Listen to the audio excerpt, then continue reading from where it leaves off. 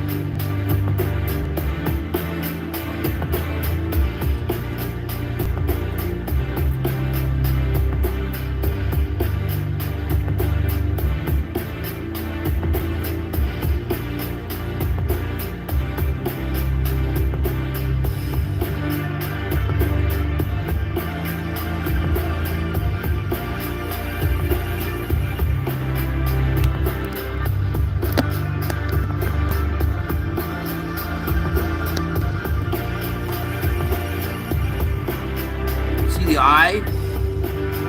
Big old vertical slit eye looking right at him.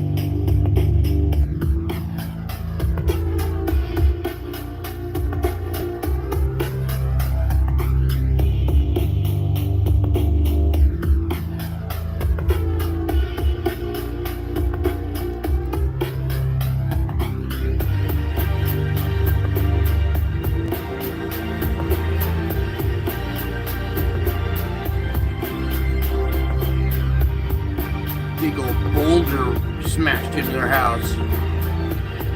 Tore out the road.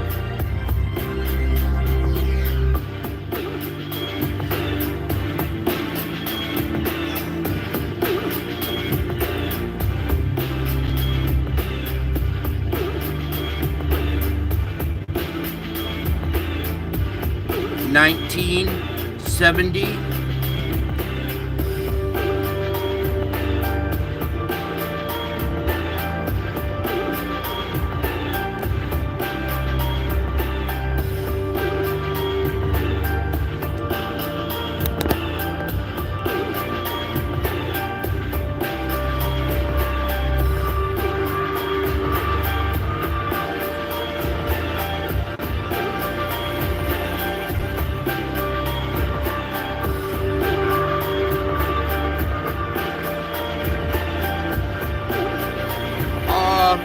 house was picked up by a tornado in Texas today, and it landed in Georgia, of all places. Here's our reporter on the scene. What you're looking at is like debris from a house in Texas. It's like landed here in Georgia, man.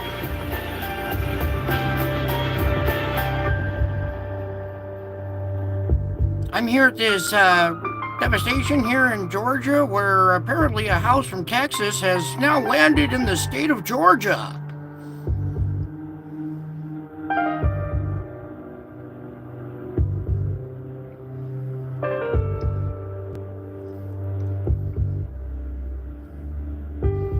I was just making dinner for Dorothy and Toto, and we seen The Wizard of Oz.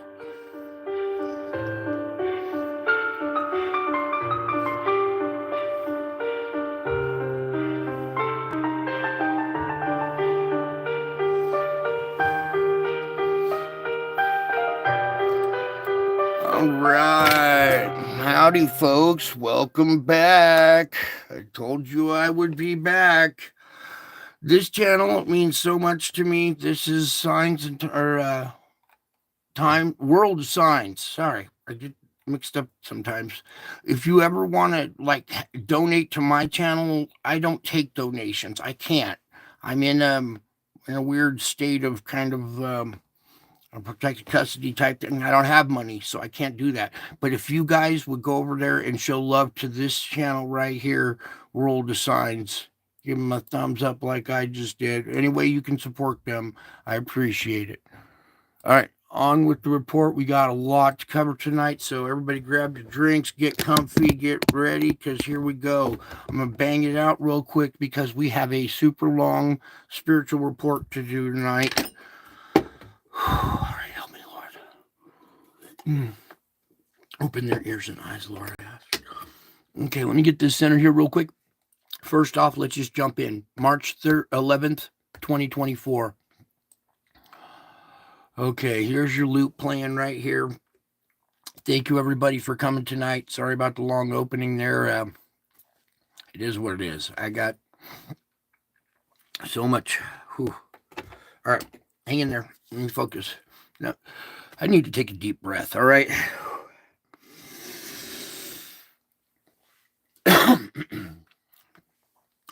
All right, here we go. So March 11th, you can see we had this little bit here, a little bit there, a little halo activity going on right there as well. All right, not much to look at, not much to zoom in on or go full frame at a time. There's your solar activity. If you really want to go frame by frame, you can come over here too. You guys should be coming over here by now. Anyways, there's your activity right there. Now let's get to the solar ham.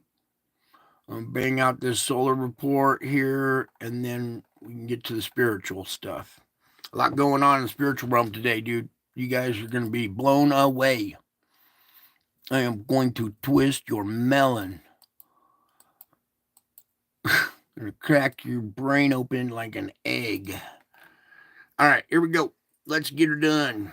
You can see our activity. We had a small spike right here, a little pop right there, drop out of data right here, but so far just this little activity going into tomorrow. Now today, nothing worth kind of going back to sneak a peek at right now. I got bigger fish to fry. All right, here we go. X flare potential 5%, M20. We had our standing M74 as our latest event. That was this one right here. Whoops, right there. Okay. We still have 3599. That's beta gamma delta. All right, we're not done with it yet. It's still on the surface of the sun. It's over here now on the limb, but it's still in that magnetic strike zone. Okay. Over here, meanwhile, on the KP index. On the KP index here, you can see it came down. It was nice and quiet, and we've just taken a pretty good little shot right here up to KP3. Okay, so we had a little impulse come in, something that was not really predicted. Came in right around here on the 11th and gave us a pretty good jolt to up to KP3. You see our aurora status is very dim and very weak right now, which is good. Okay. This is good. I don't like a lot of auroras. Everybody else, much needed aurora. No, if you really understood, you wouldn't. You would much dreaded aurora. Anyway, solar activity reached higher levels on Sunday thanks to the M flare. We already got that. The tracker, I think, had something new. Yeah, there it is. All right, probably already seen it today, but let's talk about it anyways. Here's your big blast that came off the back from our big object when it passed. Okay, so thankfully it's going away. Um, it's still registered here on the Earth, even when it was facing away. The X-rays did a little bit, so pretty powerful shot right there. Probably a good X flare. It's just not on our monitors to detect, supposedly, to the public at least. And I was talking about there's usually 3 of these, big objects in a row, and the third one was still due, and sure enough, it showed up, made this big old flare. All right, backing out of there, moving on. You guys, I think you're quite aware of what's going on here. All the different names of towns, the cross, and I've been showing you lots. We're getting close. April 8th. Getting closer every day, you guys. Wait till you see what I got. You're gonna maybe not want to watch it. Yeah, it'll be cool. Okay, so coming back up to here. Here comes the cool part. All right, everybody grab your drinks. I'm going to show you something pretty cool. All right, first off, the Martian Sunspot Report. NASA's Mars rover Perseverance has a good view of the far side of the sun.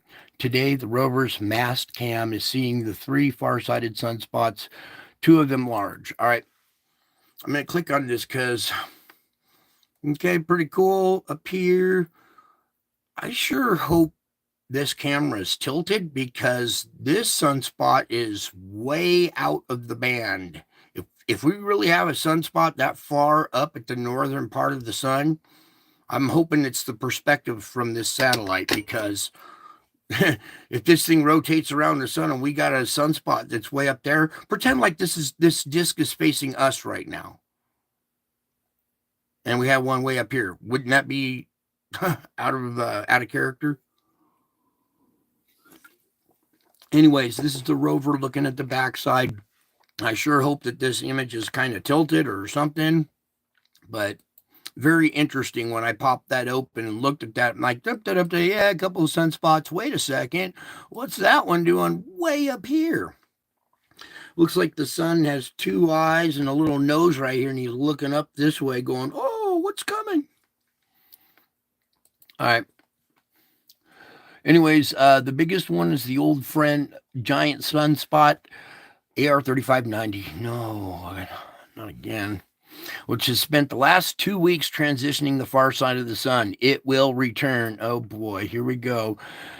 It will return to the Earth side later this week. Stay tuned. Solar flare alerts. Okay, the spiral core of the Comet P12. This is so awesome, you guys. Around the world, astronomers are monitoring Comet P12 as it approaches the sun for a close encounter in April.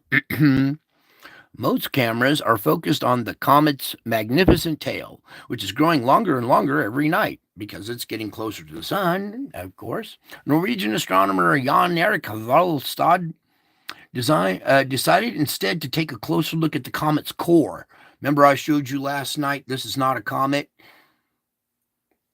And it wasn't. It was a dinosaur. But it kind of looked like it had a core to it. Anyways, he wanted to take a closer look at the comet's core, and there he found a spiral. Well, no shit. We've been seeing all these spirals in the sky and stuff lately, and now they can't say that this is a rocket booster. Okay? That's a real spiral in the sky on this comet, and wait until you see more. The image has been processed in PixInsight with moderate stretching to reveal structure in the core, explains Volstead.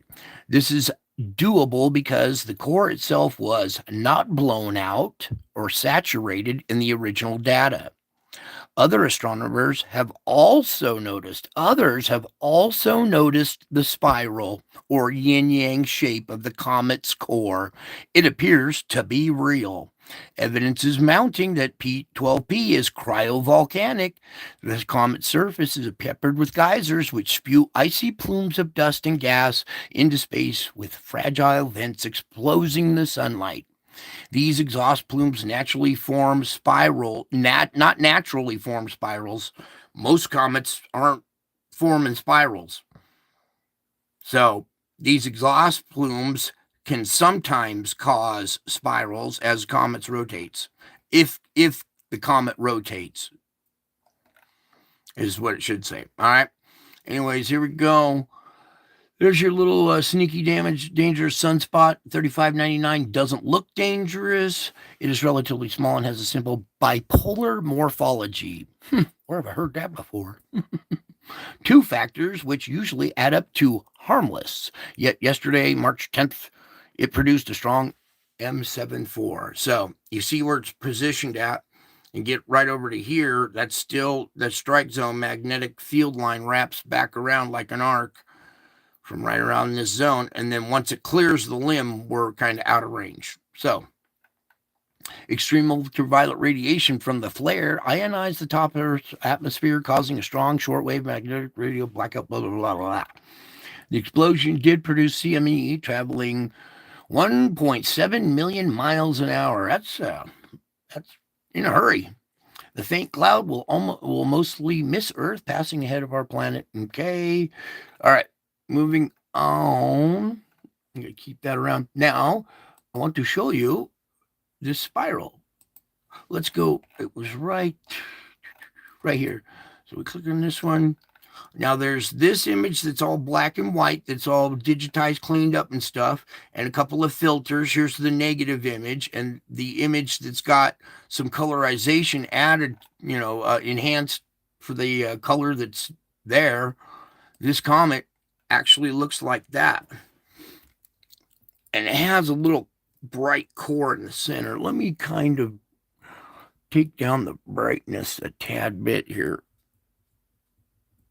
Whoops, not too much.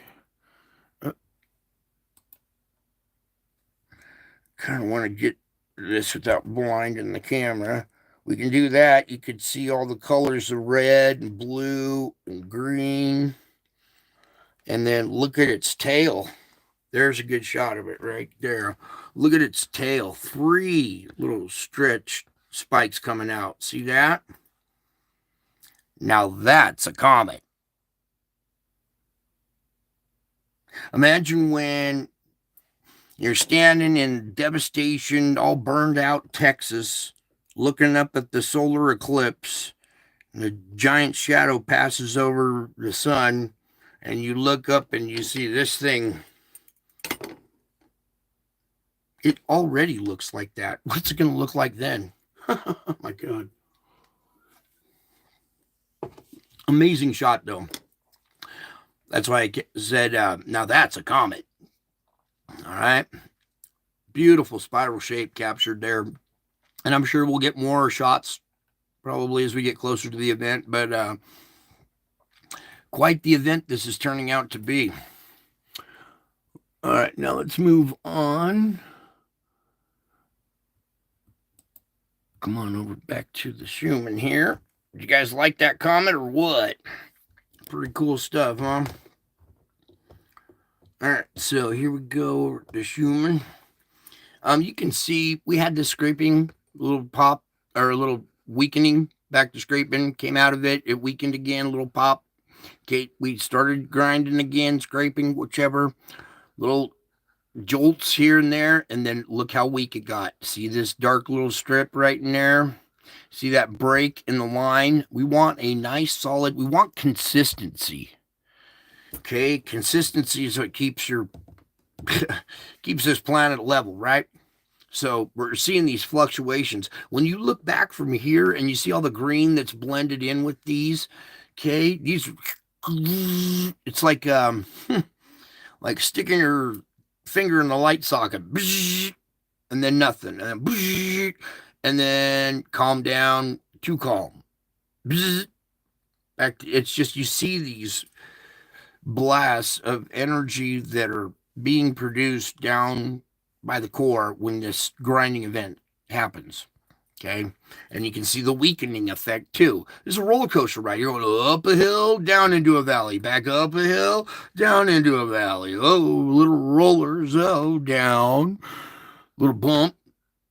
Smooth for a second or nothing for a minute there. Look at that spot. This whole gap right here looks a little. And then back to speed and then over some bumps. It's just like very fluctuating like a roller coaster ride. And if your emotions have felt like this graph or your body has felt like this graph, it's because of what's going on with our magnetic field.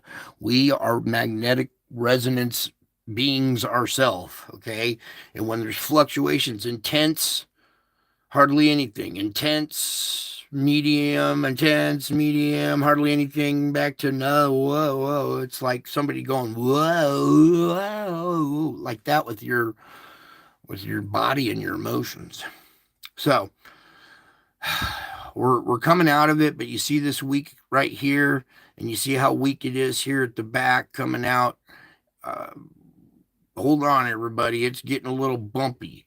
You can see the trail's getting bumpy, all right? And this is also indication of pressure down below. So right here, we had so much pressure that the core and the boundary, the core and the outer shell, the outer core, when they grind on each other at that boundary, that's what causes those low frequency waves emanate from the ground up into they emanate from the surface up into the sky, bounce off the ionosphere, and come back as an echo.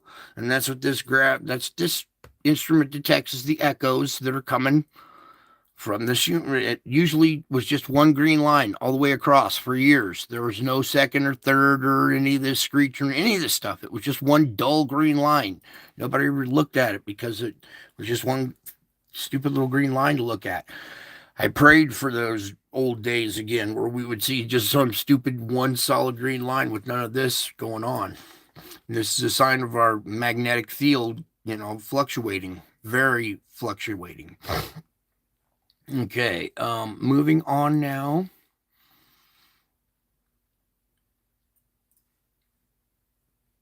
Okay, J-Pause, thanks for stopping in.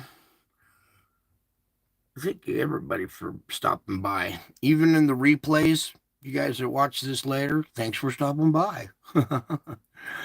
Oh, there's a happy soul sailor. All right, I like that.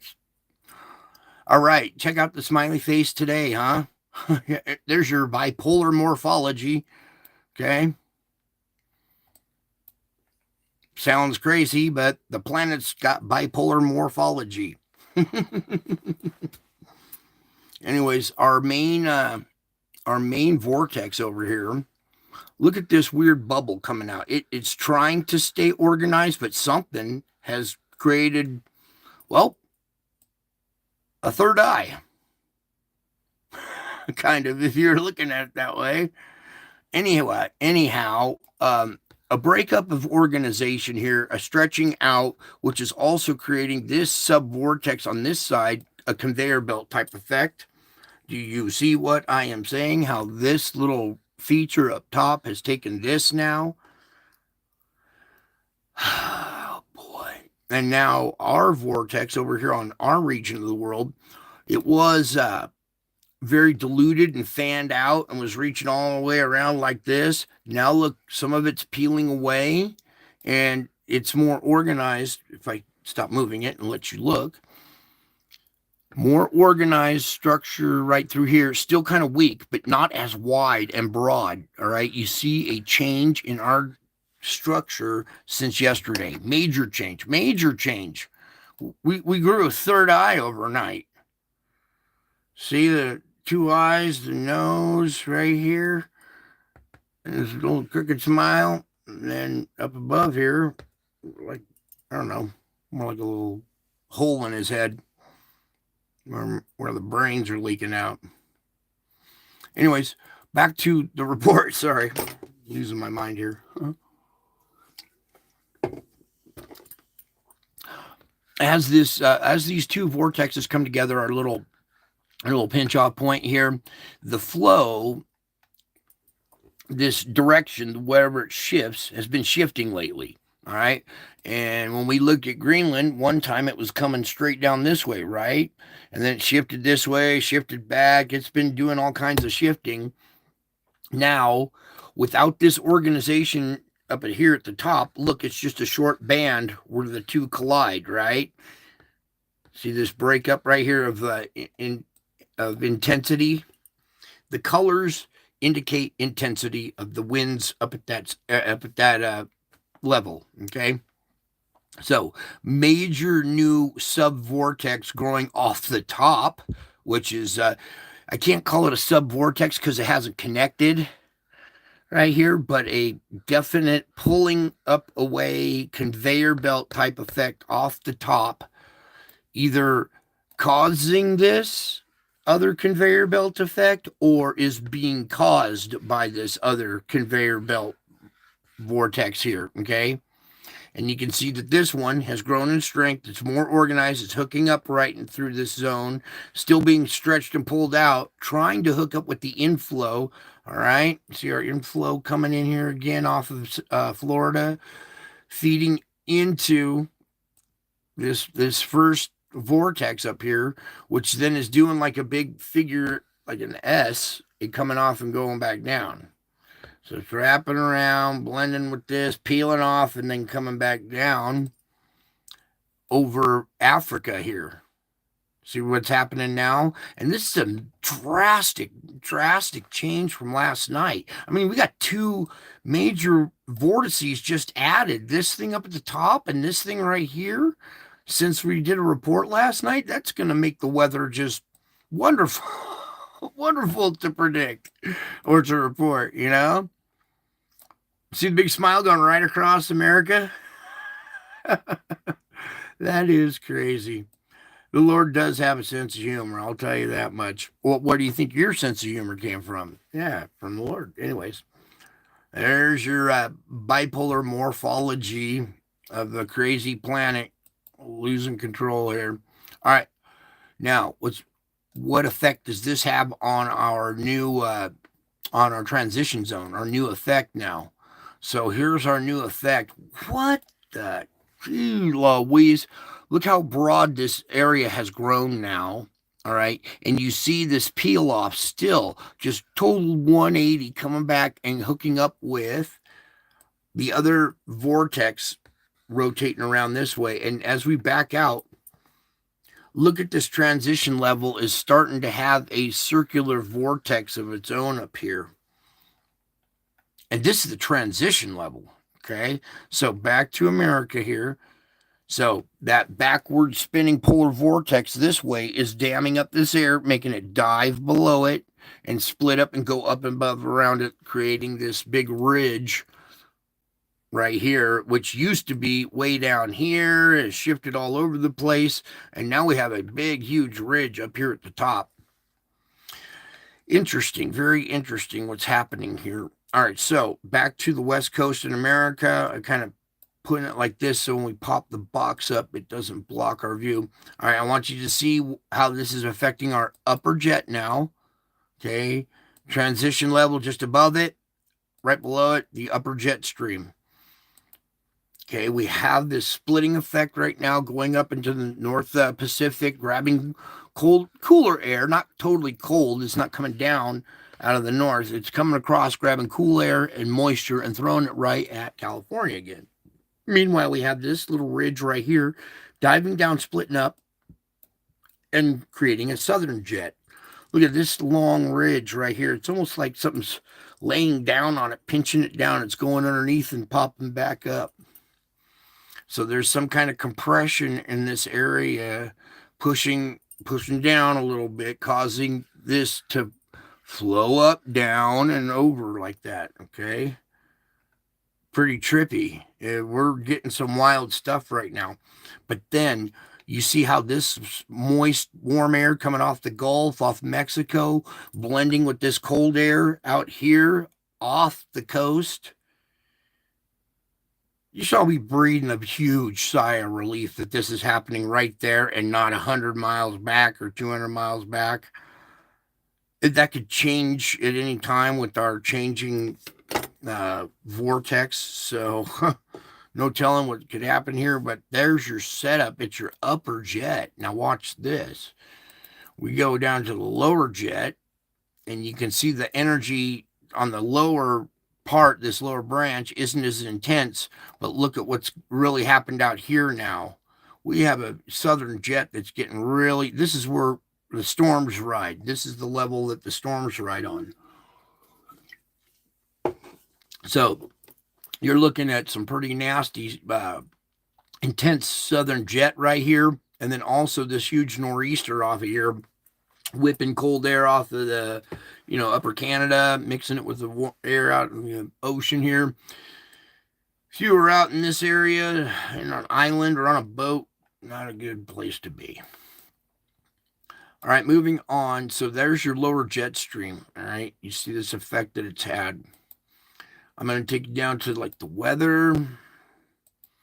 Okay, we still have this setup, these gear cog wheels lining these storms up and feeding them in to the Pacific Northwest. And we got this storm lined up out here, ready to get shoved right into the mix. Then here's another wheel guiding this one over and into the mix next.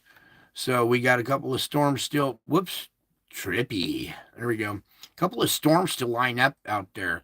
And if these things position themselves just right, say it scoots over into here, it's going to start feeding moisture. This feature, this angled thing will shift over to here, and we'll get one of those southern fetches again.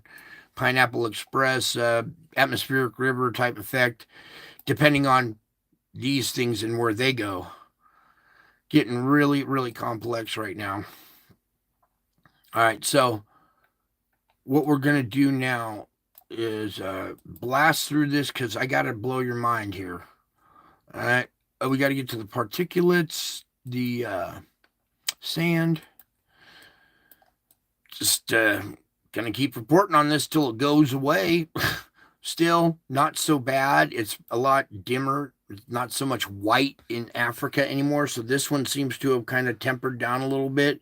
Meanwhile, here in Saudi Arabia, Yemen area, we got another one brewing right there. All right. So these things have been lately.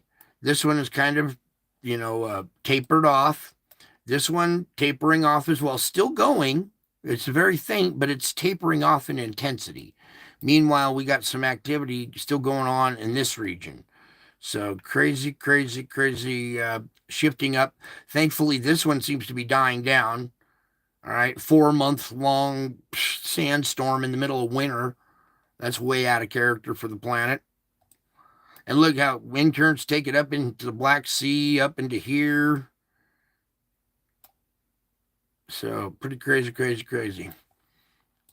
All right, now chemical SO2.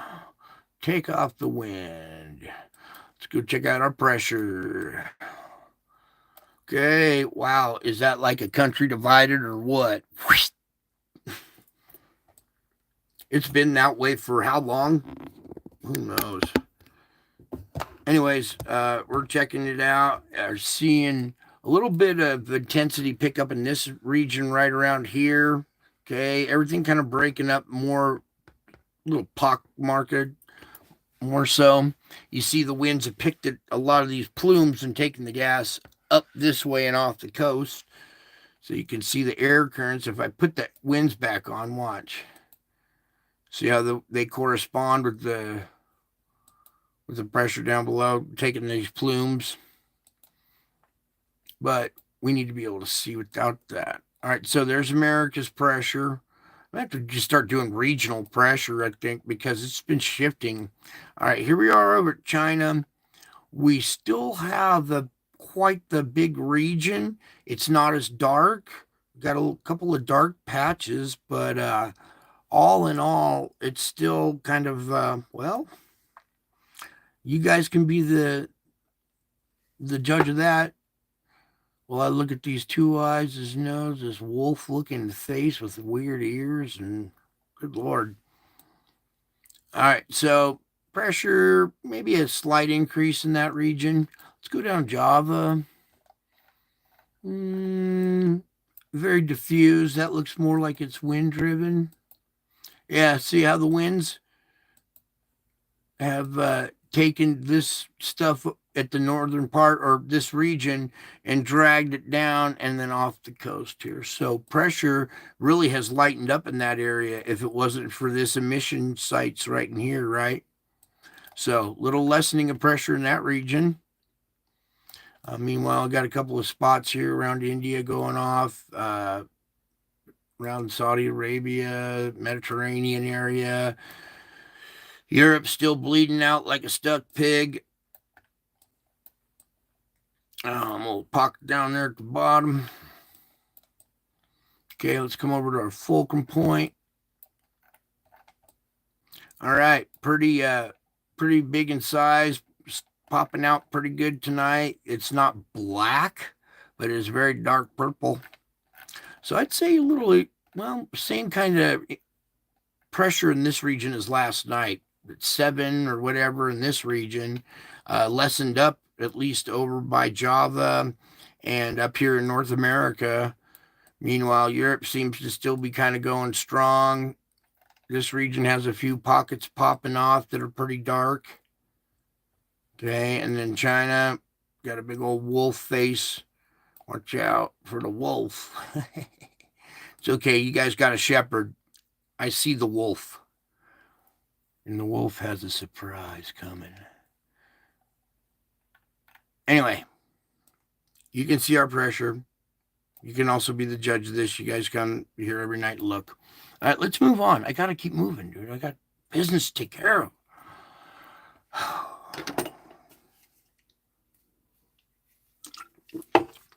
As soon as I did that, the Lord was like, slow down, breathe. So here we go. Going on in, we have a 4.9 down at 572. What do we do with the 0.9s at this place? That's right. So let's make it a 5 down at 572. And here's a mid-range 4 at 615. We have residual energy at the surface popping off at 5 at the surface. I'm surprised it's not a tad bit stronger, but just a little while ago, this quake and this quake went off at the same time. 5.1. This one was reading a 5.1 as well. They were both matching 5.1s, but that one got demoted. He got demoted. Yeah. Anyway, so deeper earthquakes popped off a 5 and a 5 here. But look how quiet. Look, oh my, it's like scary quiet right there. There needs to be some relief of pressure. We did see Java was kind of less purple, so maybe we've had some, relief of pressure in different forms as far as volcanoes. There might also be a magnetic grip type suppression event going on with the passage of our bigger object, which we'll take a peek at in a better capture on another day here. That was captured. Is that Case Walls? No way. I haven't seen you, darling. I miss you so much. I've been praying for you a lot. I know what you're going through, darling. So glad to see you here. Okay, let me help soothe you. Listen to my voice. Enjoy the report, sweetie. I'm glad that you're here. Okay, back to where we were, though. Up here above the Gobi Desert. Our little spot that we've been watching, mid-range 4, very shallow down at 5.7, okay? So surface quake there. That's energy being released at the surface. Mid-range 4 here, well, 4.1. Well, it's down at 219, so a little deeper, but that would be a mid-range 4 at the surface, if, a little shallower. So there's a little bit of energy being released right there. Coming over here to Italy, finally. This is even a little higher, 4.8 down at 221. That might be an indicator. 221. Ooh, okay. That's about a third of the way down for a deep quake. It's not a surface quake. 600 is like our closing depth, where we start closing in at the final depth. So a third of the way down, and you see this deep pool right here. Do you see like an old caldera right here? And we're having quakes inside of it. It's good. We got to vent some of the energy or the pressure in this area some way. And can I get that part off there? Ah, no, don't do that. I just want the blue tint off of it. Anyways, close it out. We've had a little semi-deep quake here in this region. Watch out for Etna and Stromboli. Okay. Otherwise, look how eerily quiet all the plate boundaries are. We come up here to what, Kamchatka, where used to be normal activity here, but we haven't seen activity in this region in a while. And here we go with the 4.3 down at 178, which is offshore here. So we have 3 volcanoes going off on this island right here, relieving a lot of pressure. And here apparently there's a little bit came out in the form of earthquakes too down at 178 down there. So almost a mid-range 4 energy, very close to our transition, our little garden hose kink here. So energy made it over. How much made it over? 4.4 down at 41. So we got some mid-range 4 energy that came over the hump here. Made it through the garden hose, the kink in the garden hose, heading on down the plate boundary. Drop off a little mouse fart there, 3.3. Let's go all magnitudes for California. Okay, all these are pretty small quakes. All right, little flurries around Tahoe and Reno, probably because of what's going on around me. Today was a gnarly one, you guys. Oh, all right, but a lot came from it. 1.3s. These are all a bunch of mid-range 1s and 2s right here, releasing energy at our little quake swarm at the geysers. Okay, geysers, weak spot. That's why there's hot gases, steam coming out of the ground. You know that. God. Sorry, I've been.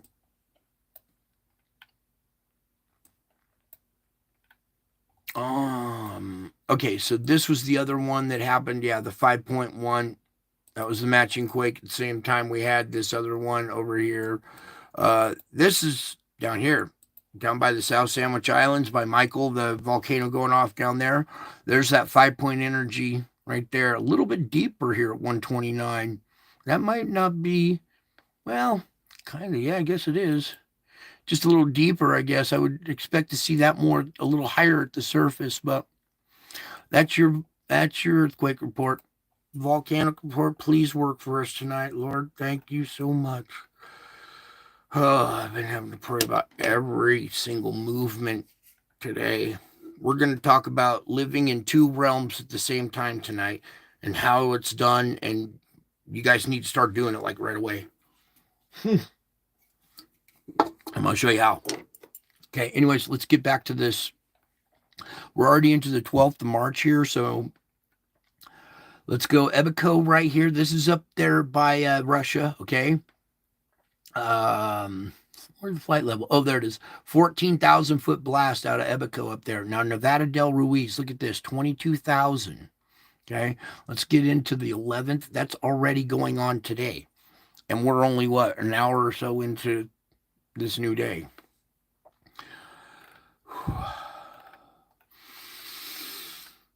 Okay, now, Sakurajima, 7,000 feet. Okay, Popocatépetl still going off. All right, you see these nighttime shots of it right here. The some lava starting to come out, it looks like, or something. Oh, no, that's, yeah. Yep, illuminated mid to upper eastern and southern flanks of Reventador with bright lava last night. Lava bombs. Okay. See all the pressure coming out of the ground? You see this? That's indication of pressure and an indication of it being released. Duh, Brian. Okay, where is my 11th? Oh, here we go.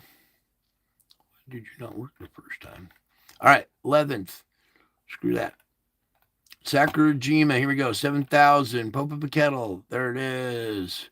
22,000. Santa Guido, 15,000. All right. Harry Brush, 15,000. Fuego, 15,000. Reventador, 14,000.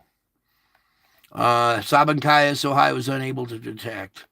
All right, reminders, Bizamani. I'm just going to kind of slowly roll through both lists at the same time. You look, these are all currently erupting. Currently erupting. These are ones that are active and about to go eruption. If any kind of hiccup happens, watch out for Etna. Meanwhile, we got Fernandina. This one in the Galapagos is a semi-new one. All right. Out of nowhere, one we haven't heard of, comes to life and just starts throwing up lava. Gamalama. Krakatau. For this one just keeps ringing in my ears. We got to watch this one. It doesn't. Let's see what it says lately. I haven't looked at it lately. Oh boy, I have so much going on. It's nuts. Weekly volcanic activity reported that the eruption at Krakatau continued during 13th through 19th. Wow, 6 days, 13th through the 19th. During December. But it's 4 out of 5, and its current status is erupting. All right, so gotta watch that one. That's what Krakatoa used to be. And that, if you go look up the history of Krakatoa, it darkened this planet for a year and changed the way we live. We wouldn't be living the way we have to right now if it weren't for that event. So this thing has changed history before. We need to pay attention to it, pay it respect. Luatolo, Merapi, Messiah Merapi. Nevada del Ruiz, again, they keep putting it over on this list. It's currently erupting, so it's over here. Recahenus is on the watch list. I mean, it's very volatile. It's right at the brim. Any little mistake, any kind of hiccup. You know, we had this, come back here. Please, can we just have it real quick? We had this upthrust right here, not predicted, okay? This little pulse of energy, if absorbed down to the core with already a full battery at the same time, up here at Schumann, see what I'm doing? See the full battery? If we take on another shot like this, going to cause this to happen, then we're going to have more of this. And it's going to set off Recahenus, possibly. Okay, good enough.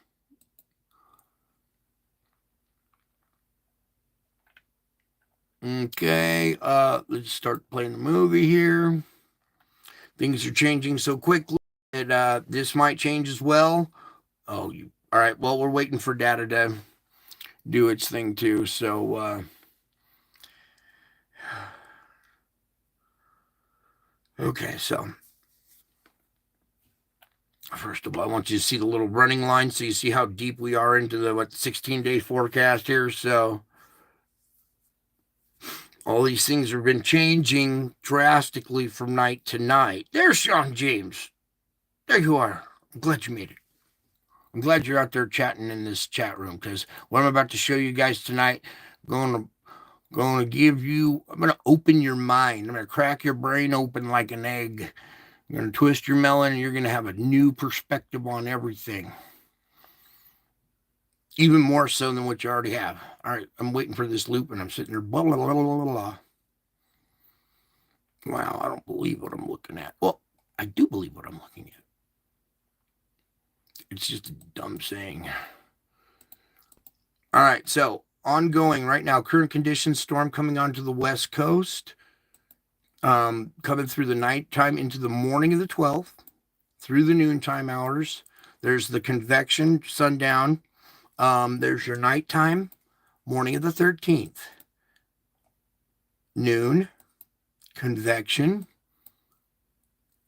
nighttime, morning of the 14th. Now, this is all changed. We got this big low now wrapping up right here with a little severe on the backside in the morning of the 14th.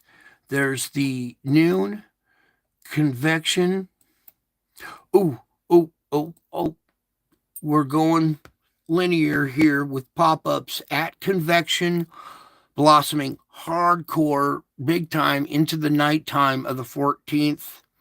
Very strong in the morning. These two frames right here are gonna hopefully don't catch people off guard and kill people. Start praying, warning people now. That's pretty close. We're only a couple of days away from that. So the closer we get to this event, the more realistic it is in taking place. So we back out just a second here, because this is very important. You see this number 7 growing right here, okay? Oh boy. Hang on just a second. I gotta. Help me, Jesus. Help me. Okay, let's do it. Back to, we got this warm, moist air colliding with this cold front. You see how it's pushing in like this? It's creating this linear effect. And this is at the convection. Well, actually, the sun's going down an hour later now. So this will be 5 p.m. Pacific, which translates to 7 p.m. in this area. 7 p.m. in this area. So then as we go into the nighttime hours, it blossoms and intensifies. This cold air is finally mixing with the warm air later on, and we're having nighttime convection instead of convection due to the sun. Arkansas, look out the night of the 14th. Into the morning of the 15th. I pray to God that doesn't happen right there. There's the morning of the 15th with severe weather right at these 3 states corner right here. Arkansas, Tennessee, Mississippi. Then weakening by the noontime. Opposite. Instead of strengthening, it weakens at noon. There's a slight bit at the tail of convection, but at nighttime, a quick little blossom up like that, but dissipates by the morning of the 16th. A little pickup, it gets thrown out of there. I wouldn't. We'll watch. That might happen still, but otherwise, see how this streams out like this, that linear line? There's a brief chance right here, depending on our polar vortex. If that thing moves 1 degree, all this is different. It's very hard to. Anyways, if this happens, you see this linear front right here. It's not so much up and down this way. It's more horizontal. It's not totally horizontal. I'm just saying the angle of attack is more horizontal. We have to watch this kind of quasi-linear front. Thank you, Lord, for messing me up. I love the challenge.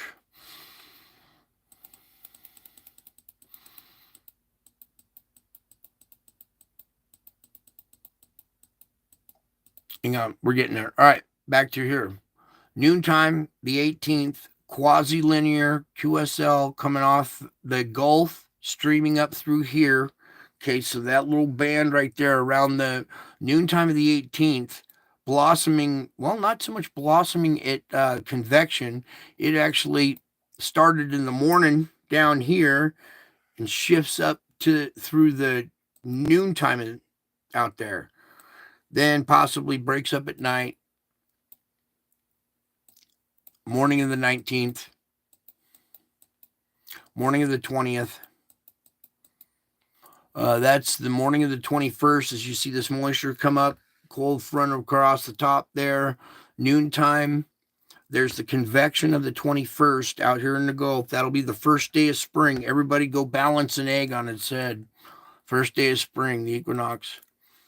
It might be just off a little bit this year because of leap day. Okay, here we go again with this band going across Florida, possibly around the noontime of March 21st. All right, you see this curl effect. Watch that. Boom. All right, this might wrap around back on land. Starting the morning of the 22nd, look at that. That's noontime, skirting the coast. Convection the 22nd, that is starting to look almost like a hurricane.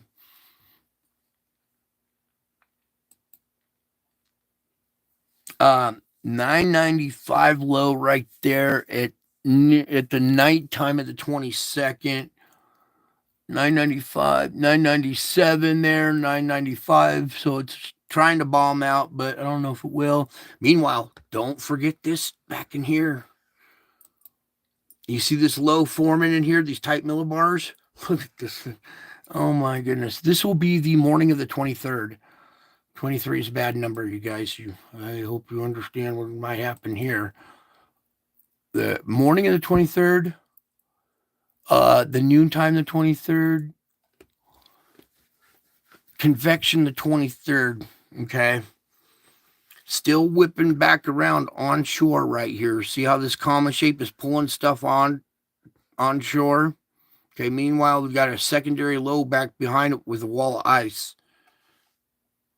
And that'll be the convection of the 23rd. Let's go through the morning, through this little time frame again. Starting here, starting the noontime of the 21st, it attacks Florida, starts to rotate, gets cyclonic, mesocyclonic, well, more than meso. Anyways, here we go. The noontime of the 22nd right here, very severe, right off the coast. One little shift in the weather, one mouse fart off of the wind drops 5 miles an hour up above. All this could shift. But there it is right there at the point right here at the end of convection, the 22nd. Now, it should go out to sea, but it keeps kind of clinging to the shoreline. Look at that. Here we are, the morning of the 23rd, noontime, convection.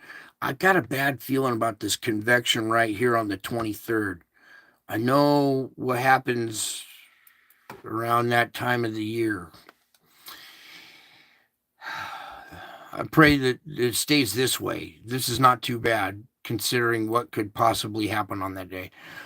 We are looking at the nighttime of the 23rd going, oh boy, here we go. This is the morning of the 24th with a 972 bombing out. Where's my 972 is, yeah, that's category 2 hurricane strength right there. Then 974 by the noontime of the March 24th. You know what March 24th is? It's 3 days after spring. There's the convection of the 24th. Nighttime of the 24th.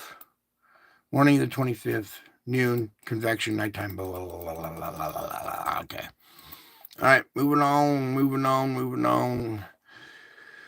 Okay, let's get into the spiritual report. It's going to be very, very complicated tonight. It's going to be very powerful. It might hurt your heart a little bit. Hopefully not. You guys are pretty strong here, so I think you're going to be okay. It will deal with the shattered heart and bunch of spiritual warfare that's going on currently. Okay, and in the meantime, let's just get where's this? How are we starting this, Lord? I need my list. I need my light. Give me just a second here, you guys. Pray that Lord give them strength, give them courage to understand this. Open their ears and their eyes so that they may see, hear. Okay, so let's get out of here and just start getting into this real quick. First off, this is our object, okay? This was captured. This is the same object that just passed on the left side a couple of days ago, okay? You can see our big round black sphere right here. if it weren't for the plasma hitting it and draping over it, it would be invisible. It's like an invisible table. You can't see this until it interacts with the sun, and the sun silhouettes what usually absorbs light. Okay, there's so much light hitting it, it can't absorb it all. So some's flaring over the top, but most of the surface is absorbing the light, and you can tell by the flow that there is a very big, round, spherical object that is causing that CME right there, that explosion. This object was shown to me back in September of 2017. It correlated as the dragon of Revelation 12. It showed up 13 days before the Revelation 12 star alignment. The dragon stood in front of the woman being the star alignment. This being the dragon, it stood in front of the woman to devour her child. Well, it's a black hole. It's going to devour her child. Okay, and there's other planetoids. The first thing I noticed was the moon that's around this thing. That's what's visible, or more visible than this object, is the moon that rotates around it, called the fabled winged planet, which everybody calls Nibiru, or everybody got different names, but commonly known as Nibiru is another basically stellar core. This is the core of a star, all right? Burned out star. It's so dense that this material has squeezed out, it's so dense, it's squeezed out all the electrons and protons. It's in a new phase of matter that is so dense that it's energy depleted, super depleted. Imagine if you took a battery and you stripped all the electrons out of it and then even more. Well, that's impossible. Well, actually, if you stripped more electrons out of it, even when it's depleted down to zero, it will change into a new phase of matter that is super depleted and will latch on to anything else that has any kind of electron, protons, electricity, okay, energy. And that's what this is doing. It's latching onto the sun. This isn't spitting out a CME. This is latching onto the sun and ripping material off. The material is draping over it as the sun passes this object, or this object passes the sun. This thing, being how massive it is compared to the size of our sun, remember we have a little white circle in the middle of this occulter? That's the size of the sun, not this black circle.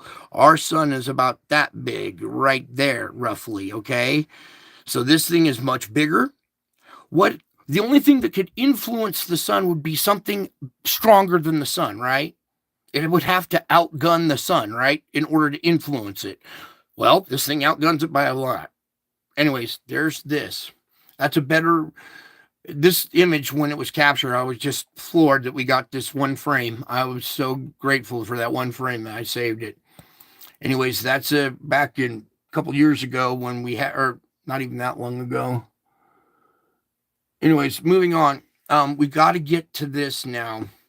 All right, you see this little guy, this little image right here? When it first starts over, it's an actual heart in the sky, and you'll see it's right there. It was a heart, and it had a big rip down the middle. Okay, a lot of the times I see shredded hearts, bleeding hearts, torn apart hearts that look like they were mauled by a pack of dogs. Okay, it's too disturbing to show you some of the images. All right, it would literally probably make you have a heart attack. All right, but you can see that broken heart slammed together into this face. Now watch when this one starts over again, and it has to be. Do you see that? Do you see how that broken heart slammed together into a spiritual entity? And I will pop it up a bit bigger, but at this dimension, when it's this small and we're looking at it from way back, can you see the dragon face right there too? Snub-nosed dragon. A lot happened in that event right there. Okay, so what we're talking about is a broken heart, a shattered, shredded, bleeding, just ripped to pieces heart, bleeding, torn apart, literally in two halves, molding back together into a face, into a entity that is bipolar, black on one side, white on the other. See that face? Watch carefully what's going on there. This event took so long to take all these pictures. I almost died, passed out taking all these frames. And these are individual pictures all put together on a flip book. Now, you see the dragon face? Watch as this eye slides in there and a whole nother face forms in the background. See the snub-nosed dragon? And then an eye slides into his other eye. It's just the gnarliest. Anyways, this is one of these shredded hearts. You're getting to see a quick little glimpse of it as it slams together into a face. All right. Now, I think maybe you guys could comprehend maybe what's going on there. Some of you who've had a broken heart and just had to deal with it and keep moving forward, even though the heart's still broken and it's trying to mend, it creates a new consciousness inside your head, a new way of perceiving things. It's a new spiritual entity because of a torn, ripped, shredded, mauled, mutilated heart that has just God mended it back together, put those two halves back together, and it turns it turns into that right there. You guys see? Hopefully you're seeing now. Okay. Crazy stuff going on in that sky right there. Anyway, so there's this event with the heart. It's a shredded heart. I wish I could like stop it, but this is a GIF now of all these frames stacked together. And you can see this broken, shredded heart is severed in two, slamming back together instead of a heart, forming a face. Okay. We got this guy also over here, Butterfly Man, I like to call him. And you see this face coming together and gelling together. These clouds were all scattered. And once I'm in a lot of pain and I'm holding the camera up for a long time, they start to form and gel and come together and change and shape. And you can see this bipolar face. It's white on one side, black on the other. It got little antennas, or I call them the Butterfly Man.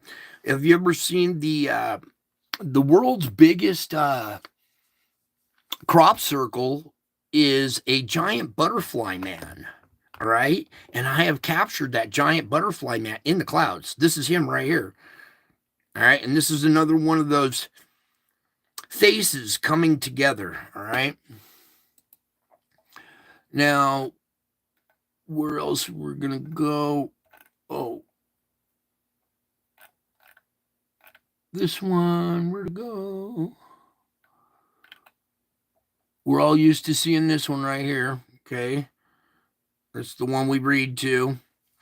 And that was like 20, 30, maybe 20 of those frames all stacked together in a flip book. And then where's this one? Check this out, man. 7 rainbows. Pretty crazy. That's when you have a black hole that's bending light, changing the way light behaves. Where's the one? Here it is. Okay, hopefully you can see this lion face right here at the nose, the mouth, the eyes, the ears. Let's go back to the other one. Whoops. That one, I think, is a little bit better. All right, so there's this lion face sitting in the sky. All right. So I'm out today and I'm doing my thing, and today is like errand day. All right, I got to go grocery shopping and go out, run some errands, get gas, take care of business and stuff. So for me, one of the first obstacles to overcome that usually ends up kind of ruining my day, the entire rest of my day, if something goes wrong, just making the grocery list. So say a prayer, get the list done, no problem. All right, the first obstacle tackled. I get out there and I start driving around in traffic, and nice and happy and calm. And the next thing you know, I'm literally biting a hole through my tongue almost, and gritting my teeth and starting to scream because, well, people driving on their cell phones. All right. It's ridiculous, but it is what it is. But I've caught myself getting frustrated. All right. So I just like, oh no, I was doing so good. I was positive. I enjoy going out and running errands. It's a time for me to escape all of this, right? Meanwhile, while I'm out doing it, there's nothing but this in the sky watching me wherever I go. Anyways, I'm starting to have a little anger attack coming on, and I could feel it. And I'm like, no, no, I don't want this. I don't want it to ruin my day. And I came up to a stoplight and I stopped, and I'm like, God, Jesus, please, please, not today. Because I've just been being so tortured and tested. And I'm like, not again, not today. I'm trying to take care of errands. And, that's usually the real test is when you're trying to take care of business, right? I, please, no, not today, Lord. Please help me. I'm doing it again. And while sitting at a stoplight, my jacket on the passenger seat flew off the seat and hit the floor. And I thought, that's odd. I'm already stopped. I mean, I could see if I slammed on the brakes hard and it slid and went onto the floor. And that's when I realized the seat next to me is occupied. Okay, it's no longer just an empty seat with a jacket sitting there. But I realized something going on, and I hear pull over. So I thought, yep, I was about to do that anyways. And it was like, you're already going to do it, so just pull over. So I did. I pulled over, and I'm looking at these faces up in the sky that are watching me, and I'm just trying to regain my composure, going, please, Lord, help me. Please, Jesus, I want your help today. I'm trying to do this the best I can with what I got, and I'm relying on you to bring me some peace. Why am I losing my peace?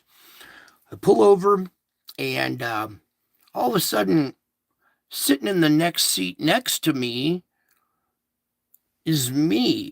I'm sitting there looking back at myself in the driver's seat just as I came up to that stoplight and I prayed that prayer.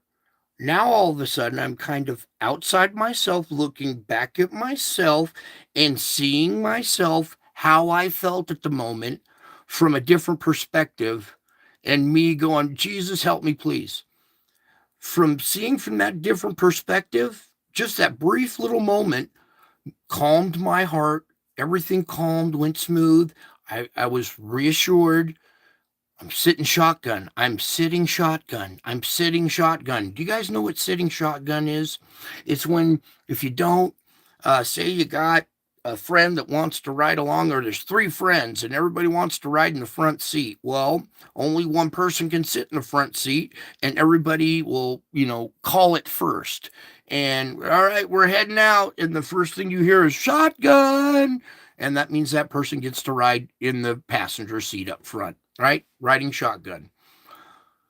I'm riding shotgun. I am riding shotgun with you guys, okay? And with myself as well. I reminded myself, hey, I got this. I'm riding shotgun. It relieved me. I was able to complete my chores in a positive mood with a lot learned in just a brief moment. And here we go with a bunch of stuff that is going to twist your melon. So let's get on into this first. Since last night, there have been some developments with our latest situation. Can we have a refresh on this or something? Yeah, all right, last night I was showing you a dinosaur from James LaFleur here, and going back through his video, just kind of checking out what else he reported on. He opened his show, of course, with an ad.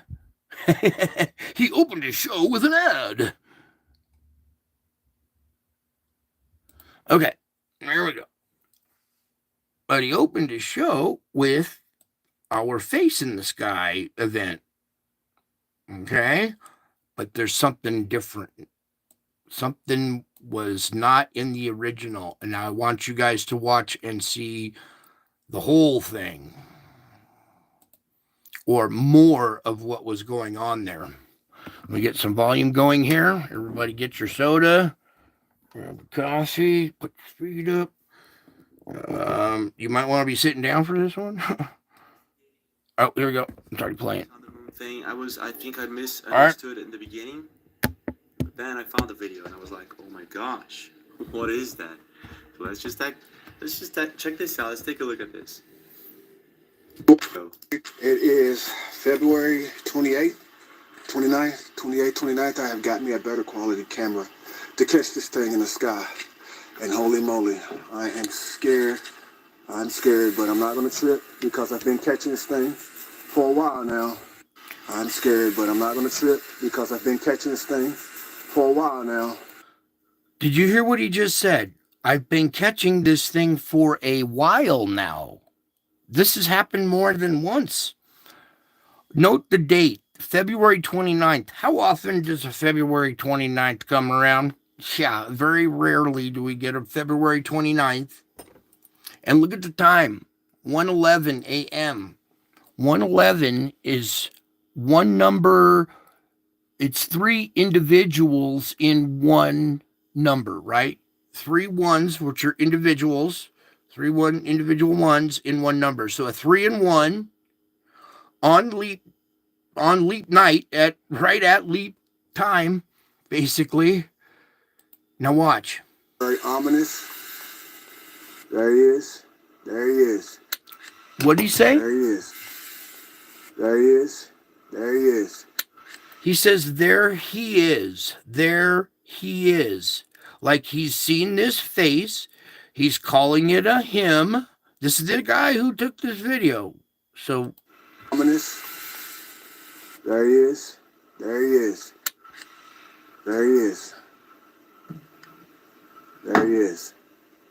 It's a huge face. What is that? Looking right down on us. Let's see if I can zoom in a little bit brighter. Okay, now something before when we were looking at this face.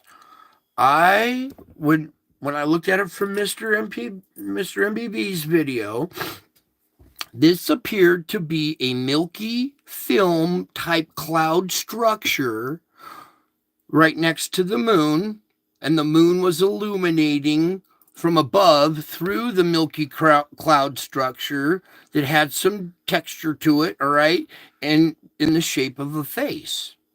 That's what I thought we were seeing, was a face in the clouds, like I've been showing you through this whole process. That's what I thought we were seeing, was a face in the clouds. When we go back here, I want you to note how far he zooms in, how far away this is. This isn't like just standing up in the sky. This is an object to the right of the moon. Now, have we been seeing through MBB's channel all kinds of objects being captured around the moon? I thought this was a milky cloud bank. Watch closely. It's coming in from Antonio. He's got this. There he is. Watch as he zooms in. Several interesting videos, and lately a lot of people have been emailing me like, James, have you seen that face on the moon? And I'm like, what? All right, just let it play. I'm not gonna. I've never seen a face on the moon or something like that. So I started investigating, going after this face on the moon thing. I think I misunderstood it in the beginning. Go give him some love too. He does a wonderful job as well. What is that? All right, come on, play it. Let's just check this out. Let's take a look at this. All right, here we go. It is February 28th, 29th, 28th, 29th. I have got me a better quality camera to catch this thing in the sky. All right, look how small the moon is in the sky. It's way out there, way up there. It's very small in the sky. It's not like the cloud structure is right here and the moon's illuminating some big cloud right here. Watch closely as he zooms in. And holy moly, I am scared. I'm scared, but I'm not going to trip because I've been catching this thing for a while now. It's very ominous. There he is. There he is. There he is. There he is. It's a huge face. What is that? Looking right down on us. That is out by the moon.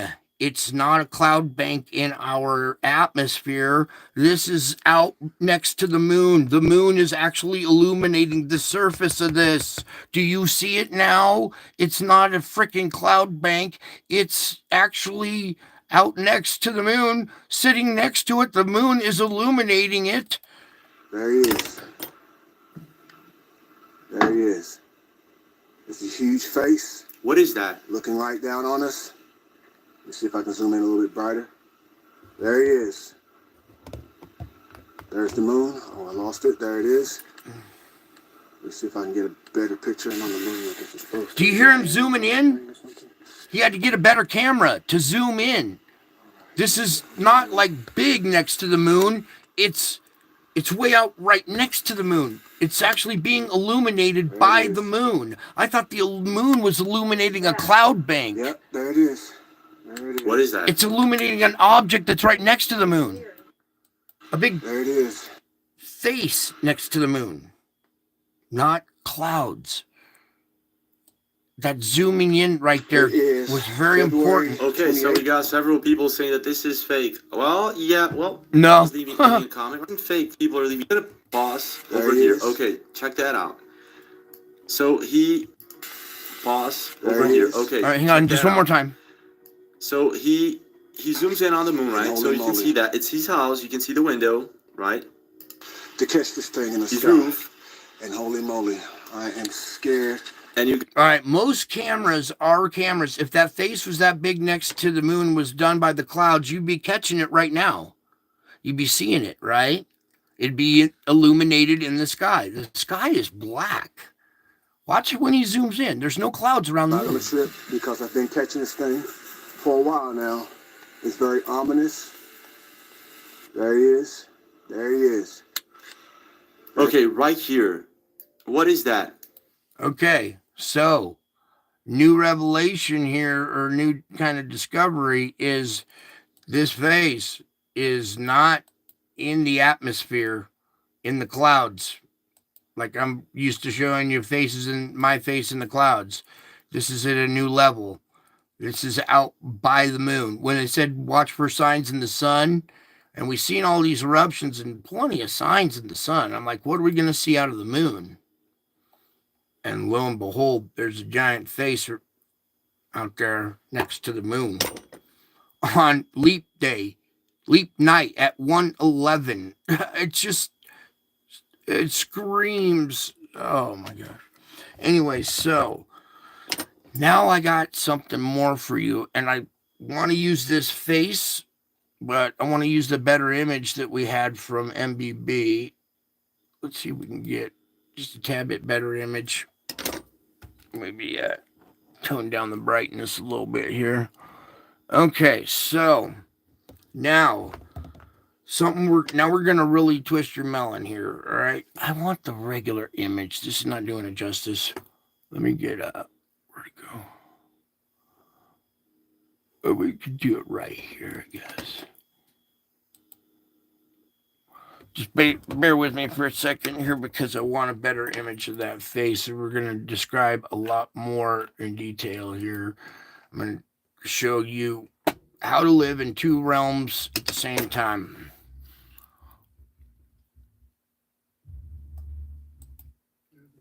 Okay, yeah, here we go. Now, where is it where you enhanced it and filtered it? Where's it one good shot? Oh, come on. There it is right there. All right. Now, so I got this for you. Now, when I was having that, my little issue today, and I'm on the side of the road and I'm praying, and then I'm sitting shotgun, looking over at myself, observing my behavior from outside, looking from another person's perspective, like from God's perspective. This is what you look like right now. And that humbled me, soothed my heart, and everything. All right. Now, this is where we're going to start getting into stuff that's really deep. And, well, let's just put it this way. It's like you need a 400 IQ, but it's really simple and basic. So it's simple and basic, but once comprehended, you'll probably have an IQ of 400, or it's going to be hard to grasp. So I'm going to try to do the best I can with this. So we'll just kind of methodically go through this. All right. So first of all, those UFOs and the faces that are watching me. All right. These trials that I go through. Like I got this broken heart. I'm kind of mourning my loss of my son, not physically, but spiritually. You know what I'm saying? And I'm kind of in that mourning phase, and I'm easily agitated. So I know that when I'm being tested like that, a breakthrough is coming. So today, after pulling over and seeing myself and understanding I'm sitting shotgun, it's going to be okay. Then it occurred to me, I used to have this little saying when I was a kid, these UFOs that followed me since I was a kid, I could tell they were following me and watching me, right? Because they don't watch anybody else. They're not following anybody else. They're following me and watching me. So I always would look back up at them and jokingly say, I see you. No, yeah, I see you watching me, watching you, watching me. All right. And it sounds kind of silly, but here we go. We're going to open your brain into many dimensions, into a few dimensions now. So I'm going to try to stick with that. So it basically goes, I'm watching you, watching me, watching you, watching me. All right. Sounds weird. Funny. Now, first off, let's go right here and let me try to explain this way. We're going to try to connect some dots real quick. All right. Here's my channel. My channel's name is Brian Knight. That is my name, right? So when you're watching this channel, you're watching Brian Knight. You're watching me, right? You're just like the faces, just like the UFOs. You guys are watching me. Meanwhile, during the show, I see you guys in chat. I read what you're saying. I follow you. I'm able to see who enters the room and who exits. So during the show, while I'm producing the show, I am watching you while you are watching me. Easy stuff. You got that one, right? Pretty easy stuff, right? So I'm watching you guys right now, enjoying my show, watching me. Ta-da! I'm watching you, watching me. Okay? Then we get back to this now. Hold on. Because this is where it gets a little more complex. Because right now, I'm watching you, watching me on this channel. And like these people down below, you are right now watching me. And what's this face doing? Looking down at them, watching them. Right? So right now, you are watching me, watching you, watching me, watching you. Do you get that? Can you grasp that double mirrored effect? It's like putting a mirror up to a mirror. You're watching my channel. I'm watching you guys in the chat, in the audience count, all kinds of comments, even after the show's live. You guys watching replay are still watching me, right? So I'm watching your comments, I'm watching your everything. I'm watching you watching my channel while you guys are watching me, watching you, watching me, watching you. All right. It's being in two dimensions at the same time. It's like sitting next to yourself and looking over at yourself outside your skin. And quite the dimensional effect. Now we're going to go even deeper.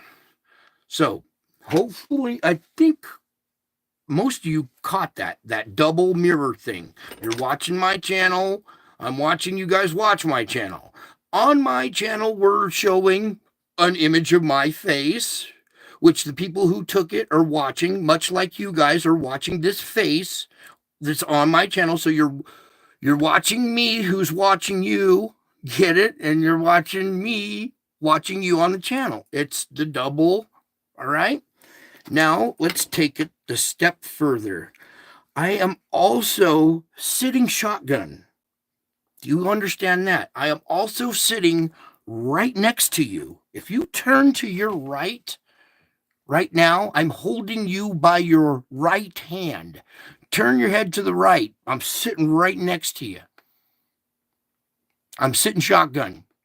So, while I am sitting next to you watching my show, I am watching you watching me as I sit next to you. That makes 3 mirror facing mirror. I'm watching you watching me, watching you watching me, watching you watching me. There's a lot of watching going on here, isn't there? And yet nobody sees a damn thing. Except for a few people here in this crowd. You guys have figured it out. But now, if you can grasp that 3-way reflective back on forth, you will see how it is possible for me to be sitting right next to you while sitting above you, while doing a show, while watching you, while you're watching me live right now, while we're showing on screen a different event of me watching you, and you're watching that. It goes on for infinity. And they are watching us, watching them, watching us. It goes back and forth. It's just all this watching going on. What's everybody watching? They're watching me and what I'm about to do next. Okay. So lately I've been trying to add having a spiritual day, stepping outside of myself while doing the errands, while doing this, and being kind of separate from the flesh, and being in the spiritual kind of realm a little bit, while my body does the the automatics, going through the basic movements, the physical movements, while my head is basically in the spiritual world, thinking, focusing, right? During the day, all kinds of physical events come up and get in your face and get in your way, and you physically have to deal with them because they're physical, tangible things. You have to break away for a second to work with the physical realm. Then you get so distracted by that and dragged away that you end up going into a physical day instead of a spiritual day. All right. Now I'm training you guys. I'm trying to get you guys to add a little bit of a spiritual day to your physical day. Pull over like I had to. If you find yourself doing this, you guys have actually got a lot of peace because this, right? Imagine me. Who do I have to hold on to? You. You get it? So, back to these spiritual days versus physical days. I was having a good spiritual day. I made it through the first gauntlet, right? Got out on the roads, and it was the little things that got me and started to stir me up. And I recognized it. I said, no, I don't want to go there. Please help me, Jesus. And he brushed the jacket off on the floor, and I pull over so I can focus and actually see myself from outside and how I was behaving and what my reaction was. My reaction this time wasn't blowing up and screaming at somebody or flipping them a bird or whatever. My reaction was to pull over and pray And there I was getting the relief that I needed, much like you guys get similar in your effect. Okay. And through that event, I was able to see what sitting shotgun is, actually being sitting right next to myself, like Jesus is always doing to you wherever you go. He's always there, sitting shotgun. Always sitting shotgun right there, right next to you. All you have to do is turn and dang, how could you be sitting right that close to me? Okay, so sometimes when you're stuck in that physical world and it's beating you up, remember, you got me sitting shotgun. I'm sitting shotgun right next to you. Step outside yourself for a second and see you how I see you. Recognize your behavior. Pretend like somebody videotaped you and is like playing it back for you, and you're going, "Oh my God, that's what I really look like. That's what I behave like. Ooh, dang, I act like a brat."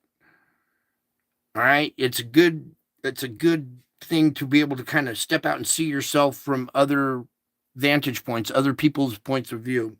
And I was reminded by myself today, kind of interesting how I'm reminded by myself to, make it a spiritual day and not so physical.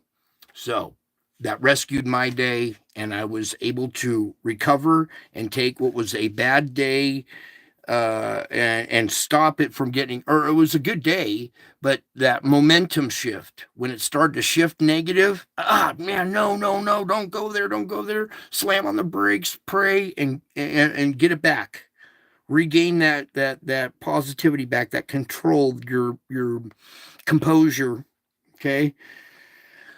And you would think I have this mastered.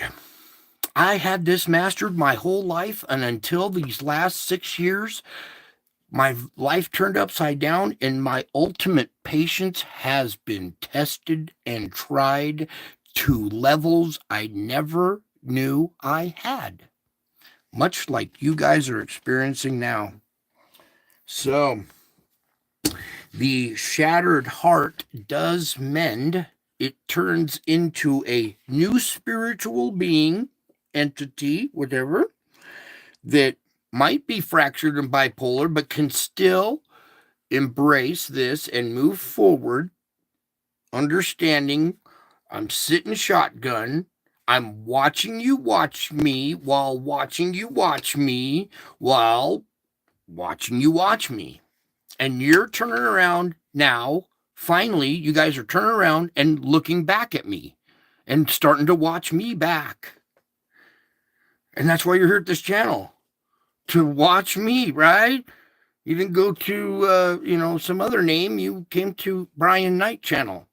It's not Faces in the Sky channel. It's my name. You're watching Brian Knight. You're not watching Mr. MBB33. Well, you kind of are. It was captured on his channel. But it's my face. You're actually looking at that, watching me, watching you, watching me, watching you, watching me, watching you, watching. It just goes on and on and on forever. It's awesome. God is so deep and so wide, and just, it's love. All love. Oh, yeah. Should I save that for the end? Oh, yeah. Okay, I get it. I'm reading notes that I write down like super fast, like automatic writing. I'm not even aware of what I'm writing until I'm kind of done looking back at it going, wow, all that came out in 30 seconds. Okay, so back to this again. All right, yeah, we're saving that. Now we're going to do our reading, okay? Now we're going to get into some of the notes. And I wanted you guys right about there is good. All right. It is good that you recognize your weakness. That keeps you looking to me, your strength. Abundant life is not necessarily health and wealth. It is living in continual dependence on me. Instead of trying to fix this day into a preconceived mold, relax and be on the lookout for what I am doing. Wow, it was at that word relax. Let's take a deep breath. I did not take a deep breath. Oh. Everybody, take a deep breath. Relax. I was going a little too fast there, and it was not being heard. So, let's try this again.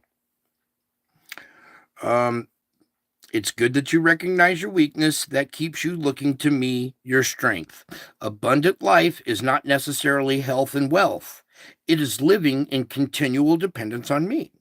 So instead of trying to fix each day into a preconceived mold, relax and be on the lookout for what I am doing.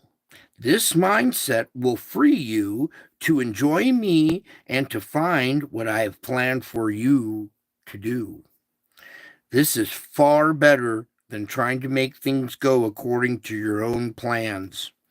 Right there. If I had not pulled over and listened and I just jammed the pedal and went through the gas, or, went through the light and just continued being mad, I wouldn't have had all this wonderful reflection, triple reflection revelation today. So it was important that that mindset was, to enjoy me and to find what I have planned for you to do. This is far better than trying to make things go according to your own plan. So don't take yourself so seriously. Lighten up and laugh with me. You have me on your side, so what are you worried about? I can equip you to do absolutely anything as long as it is my will or within my will. The more difficult your day, the more I yearn to help you. Anxiety wraps you up in yourself, trapping you in your own thoughts. When you look to me and whisper my name, you break free and receive my help. Focus on me and you will find peace in my presence. Just like the story that happened to me today, it was here in my own notes. Anxiety wraps you up in yourself, trapping you in your own thoughts. When you look to me and whisper my name, that's what I was like, dude, please, Jesus, I know what's going on. I need your help today. I whispered his name. Please help me. I whispered the name. He pulled over. You break free and receive my help. Focus on me and you will find peace in my presence. And that's what happened. I focused on me and I found peace in his presence, sitting shotgun, looking back at myself. A lot of self-reflectivity going on in my life. I have had quite the life, and I've tried to make up for a lot that I've done. I'm not the perfect guy. All right, now, come to me for understanding, since I know you far better than you know yourself. I comprehend you in all your complexity. No detail of your life is hidden from me. I view you through your own eyes. I view you through eyes of grace also. So don't be afraid of my intimate awareness. Allow the light of my healing presence to shine into the deepest recesses of your being, cleansing and healing, refreshing and renewing you. Do you hear me? Do you hear me loud and clear? Allow the light of my healing presence to shine into the deepest recesses of your being, cleansing, cleaning, healing, refreshing, and renewing you. Trust me enough to accept the full forgiveness that I offer you continually. This great gift, which cost me my life, is yours for all eternity. Forgiveness is at the very core of my abiding presence. I will never leave you or forsake you. When no one else seems to understand you, simply draw closer to me. Rejoice in the one who understands you completely and loves you perfectly. As I fill you with my love, you become a reservoir of love overflowing into the lives of other people. You're like this big reservoir of love, and now you're overflowing. Oh no, you're overflowing. You're overflowing love into the lives of other people. Good job, you guys. Well done. Now, trust me, one day at a time, each day, this keeps you close to me and responsive to my will. Trust is not a natural response, especially for those who have been deeply wounded. You know, that shattered heart. Again, trust is not a natural response, especially for those who have been deeply wounded. But my spirit within you is your resident tutor, helping you in this supernatural spiritual endeavor. Yield to my gentle touch. Be sensitive to my prompting. Exert your will to trust me in all circumstances. That's how you exert your will. Exert your will in trusting me and go to town. All right? So, this keeps you close to me. Trust is not a natural response, especially for those who've been wounded. Now,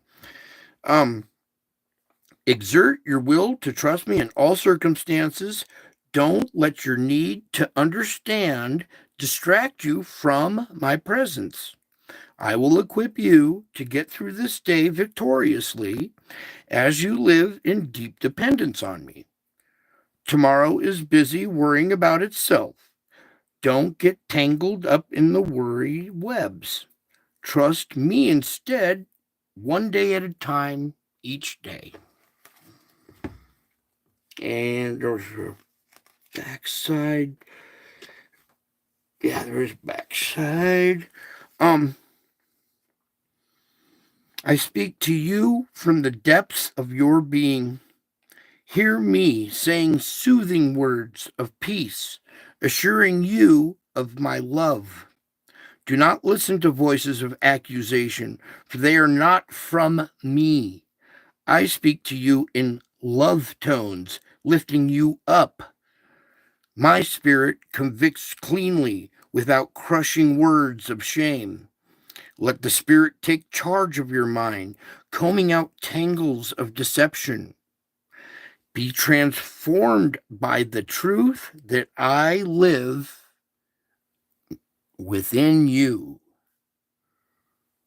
The light of my presence is shining upon you in benedictions of peace. Let my light shine in your... Wait. Let my light shine in you. Don't dim it with worries or fears. Holiness is letting me live through you. Since I dwell in you, you are fully equipped to be holy. Pause before responding to people or situations, giving my spirit space to act through you. Hasty words and actions leave no room for me. This anesthetic living, I want you to inhabit in all your moments, gracing your thoughts, words, and behavior. Oh, dang, I got more. All right. Thank me for this glorious gift of my spirit. Come back here, you spirit. All right. Okay, there we go. You guys are still here. I look up and you're just standing there strong. Awesome. Okay, back to where I was here. This is the one, yeah. Thank me for the glorious gift of my spirit. This is like priming the pump. Okay. I kind of always start off my prayers with just thank you. I'm not really asking much. I just want to thank you. I think you already understand what I'm about to ask for, but nothing works without thanking for the sacrifice first, and then you just start praying. All right. Anyways, my spirit is enabled to work more freely within you. This produces a more thankfulness and more freedom. until you are overflowing with gratitude. I shower blessings on you daily, but sometimes you don't perceive them. When your mind is stuck on negative focus, you see neither me nor my gifts. In faith, thank me for whatever is preoccupying your mind.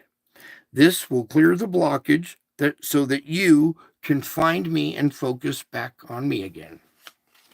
All right. It's not a big ego thing. I'm not a big egomaniac. Oh, look at me, look at me, look at me. No. Every time you focus on me, it helps you. You must understand that. I am a very humble guy. I'm shy. I don't like to do, I'm not a YouTuber. I don't know where this came from. Well, now I do. All right, where was the next set of notes? The whole stack. All right, the whole stack. Go grab a refill. I'm going to get a new sip here, too. All right. Hopefully you're hearing this and seeing this. Where's my line? There we go. There is a time for everything and a season for every activity under heaven. When you seek my face, you seek my will. You seek my face, you seek and my will. When you seek my face and my will, searching for guidance, I may show you the next step on your journey without revealing the appointed time for you to take that step. Instead of going into full speed ahead as soon as you know what is next, you must wait until I show you when I want you to go forward. Today I was like rushing things. I'm like, come on, Lord, this isn't happening fast enough. I need to get through this traffic. Slow down. I have a bad habit of doing that. So I'm right here in that spiritual battle with you guys, okay? I may show you the next step on your journey without revealing the appointed time for you to take that next step. Instead of going full speed ahead as soon as you know what is next, you must wait until I show you when I want you to go forward. There is a season for everything. This means that even the most fulfilling times in life must eventually give way to something new. Whereas some of my followers chomp at the bit to forge ahead into new territory, others hold back even when I am clearly directing them to move forward. So don't hold back when I'm directing you to move forward. Moving from a comfortable season of life into a new situation can feel scary, especially to those who dislike change.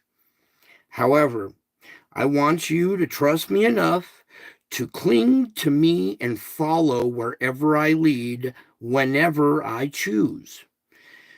You got to understand, your times are in my hands, so let me lead. Do not be terrified or discouraged, for I am with you wherever you go. I am sitting shotgun. Okay?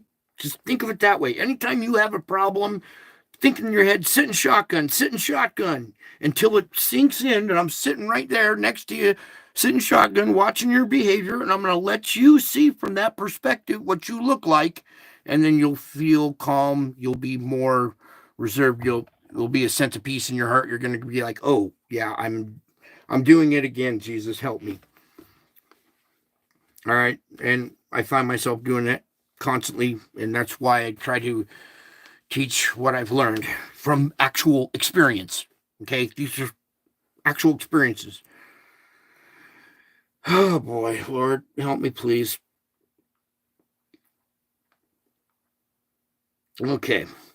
So do not be terrified or discouraged, for I am with you wherever you go. It's easy for my followers to feel frightened and pessimistic when the mainstream voices in this world speak so heavily against them. Looking at this life through godless, biased lenses will indeed pull you down. Christian courage is the antidote to this poisonous input. I say again, Christian courage is the antidote to this poisonous input. Where the heck is all the courage out there? I'm showing you this so you'll have some courage now. Okay? Christian courage is the antidote to this poisonous input, and it is nourished by the knowledge that I am always with you. Okay? Looking at this life through godless, biased lenses will indeed pull you down. Christian courage is the antidote to this poisonous input. Stand strong, you guys. You have the key now. You have the foundation. You have courage now. So Christian courage is the antidote to this poisonous input that this mainstream voices do to our society. And they've stolen my kid. They killed my son's spirit.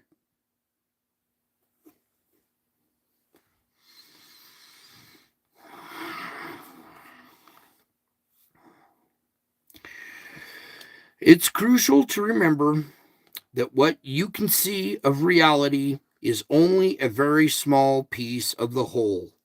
After seeing this, that makes sense now, right? It's crucial to remember that what you can see of reality is only a very small piece of the whole.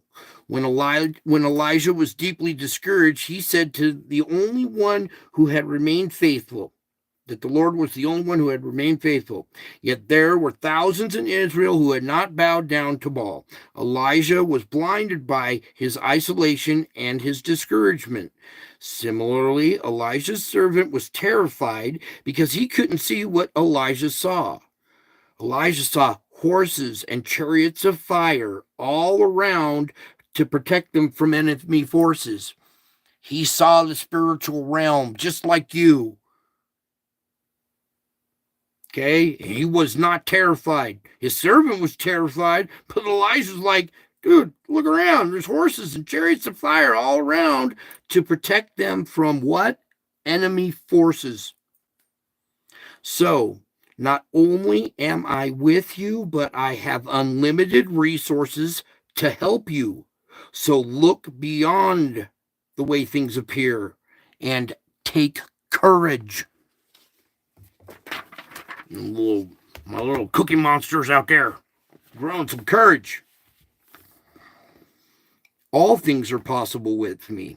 Let these powerful words light up your mind and encourage your heart. All things are possible with me.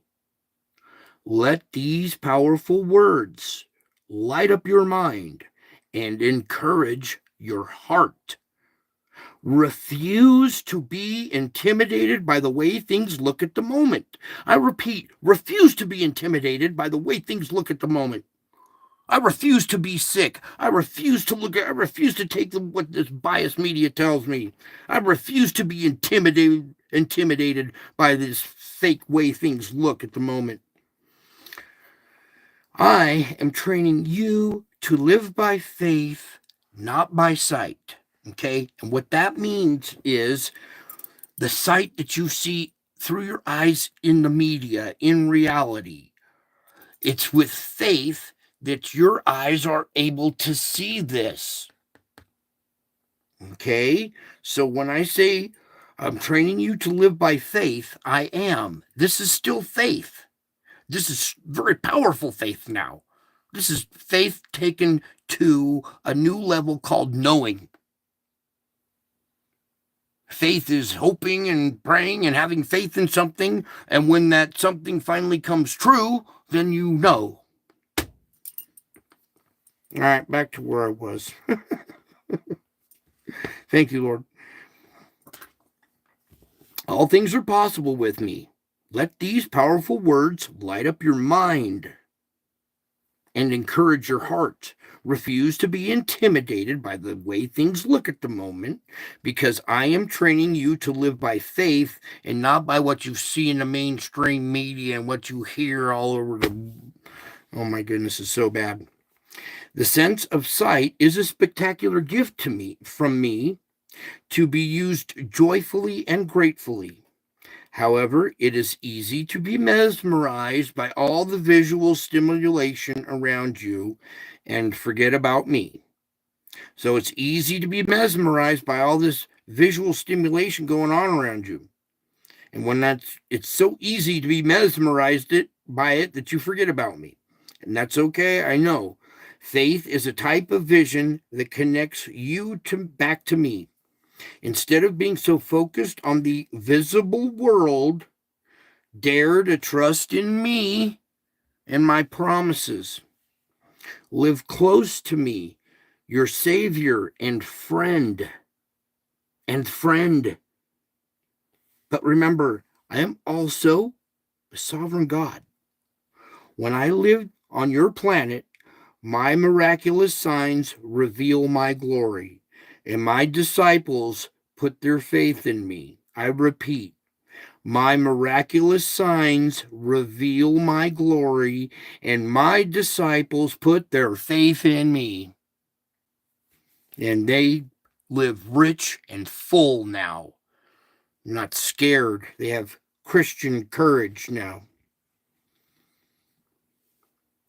I continue to do miracles all over this world according to my will and my purposes. Seek to align your will with mine and see things from my perspective. Sitting shotgun.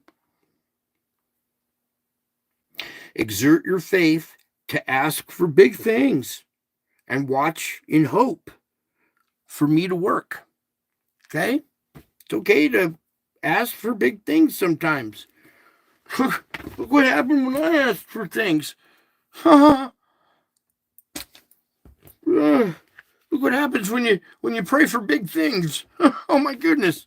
God really does pull off the impossible. Oh boy. So you understand this, so you can rest at ease, all right? I want you to understand that you are fully known. I know absolutely everything about you, and I still love you with perfect, unfailing love. Many people are searching for greater self-understanding and self-acceptance. Underlying your search is a desire to find someone who truly understands you and accepts you the way you are. Huh? Isn't that kind of what everybody wants? I'm going to say it again here, because this is the key. Underlying your search, because you're out there searching, underlying that search that you're doing is a desire to find someone who truly understands you. Well, say you found him. I'd say you found him. Okay? And underlying your search is a desire to find someone who truly understands you and accepts you the way you are. I am that someone who can fully satisfy this deep-seated longing. It is in your relationship with me that you discover who you really are. My child of God. I encourage you to be real with me, dropping all pretenses and opening yourself fully to me. As you draw near, utter these inspired words. Search me, O God, and know my heart. Test me and know my anxious thoughts. In the light of my holy gaze, I will see things you need to change, but don't despair. I will help you. There are things you need to change, but don't despair. I will help you. Continue resting in my presence, receiving my love that flows freely into you through your openness to me. Do you see that your openness to me allows that free flow? That will not flow at all. It will not flow freely unless you're open to me. The more open to me, the more freely it flows. So continue resting in my presence, Receive my love that flows into you through your openness to me. Beautiful how that works, isn't it? The more you trust me, the more fulfilled you feel. I love this. You guys are awesome. Now, where did I got these all over the place, so I gotta consolidate here. So, in the light of my holy gaze, you will see things you need to change, but don't despair. I will help you. Continue resting in my presence, receiving my love that flows freely into you through your openness to me. Take time to let this powerful love soak in deeply, filling up all your empty spaces until you are overflowing into joyous worship. You should just rejoice greatly, for you are fully known and still forever loved. Unconditional. You are fully known and still forever loved.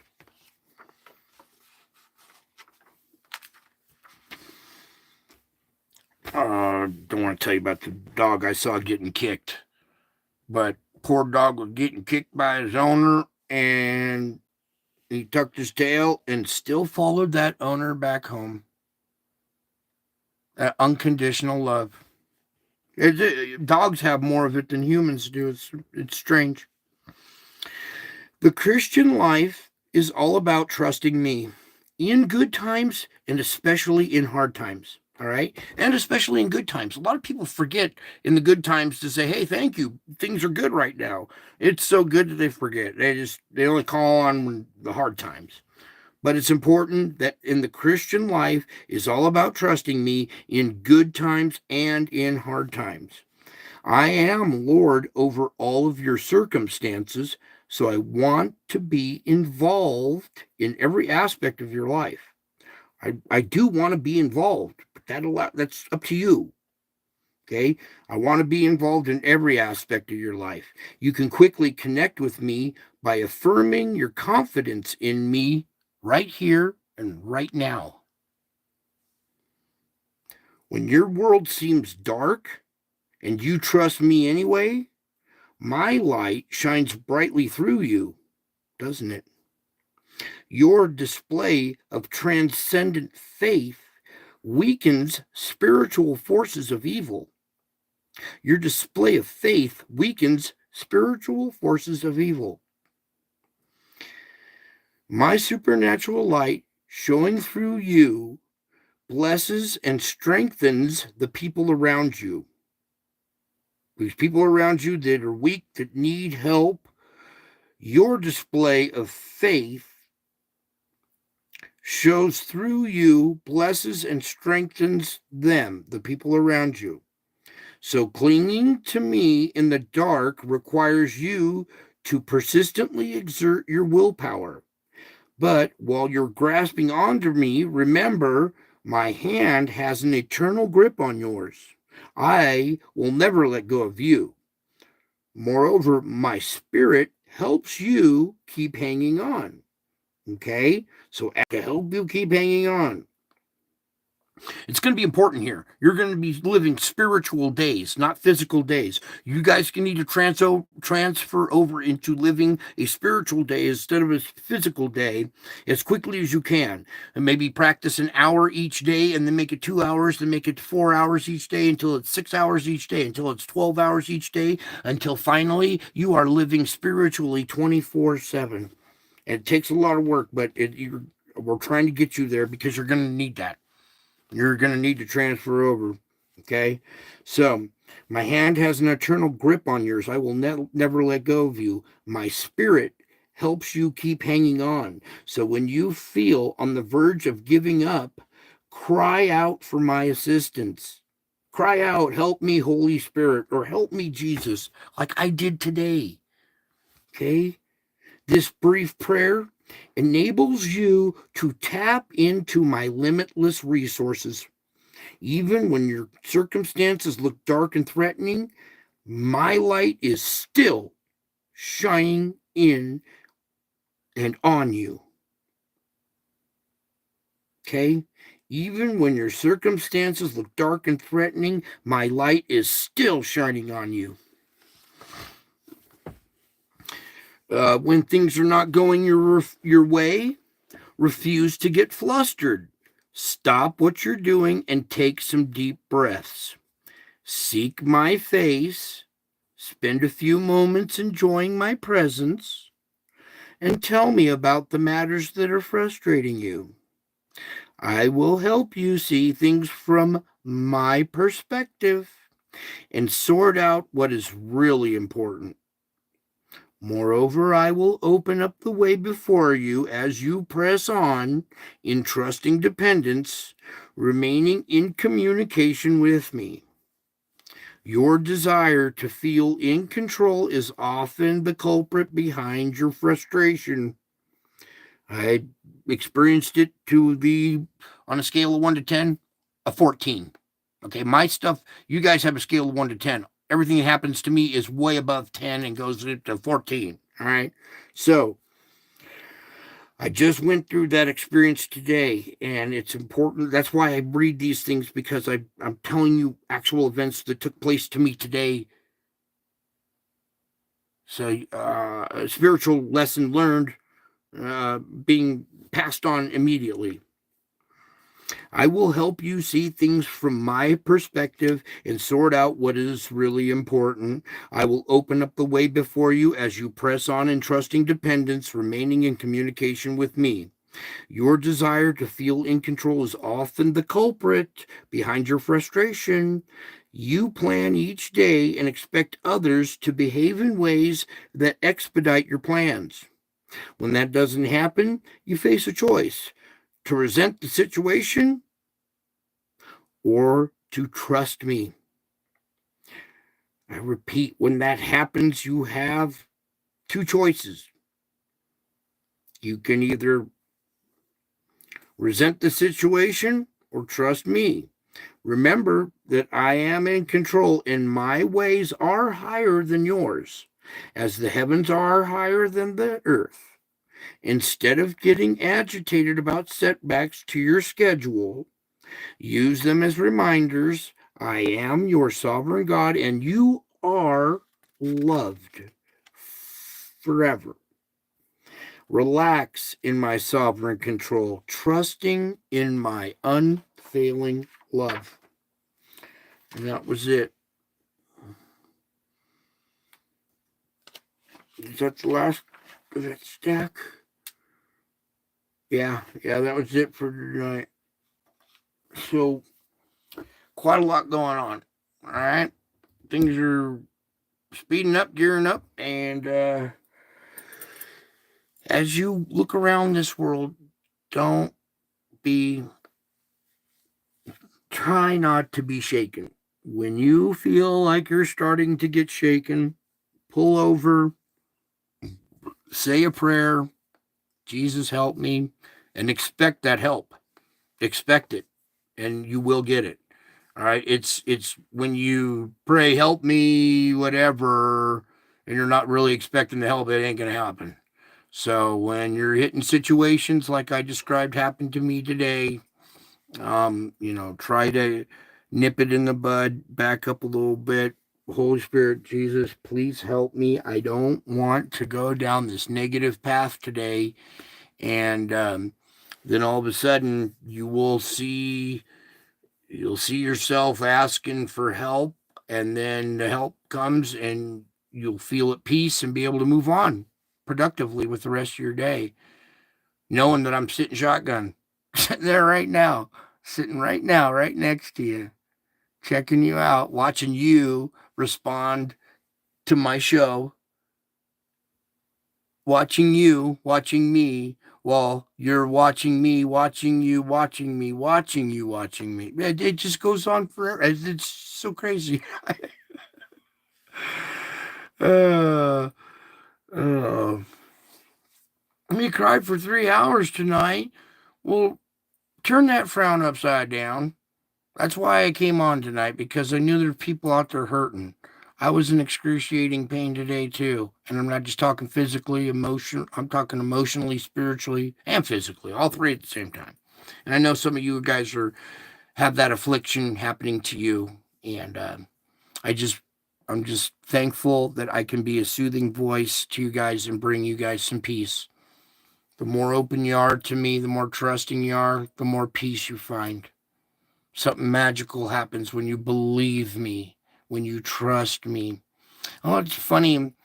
This whole time, everybody says, "Oh, I believe in God. I believe in God."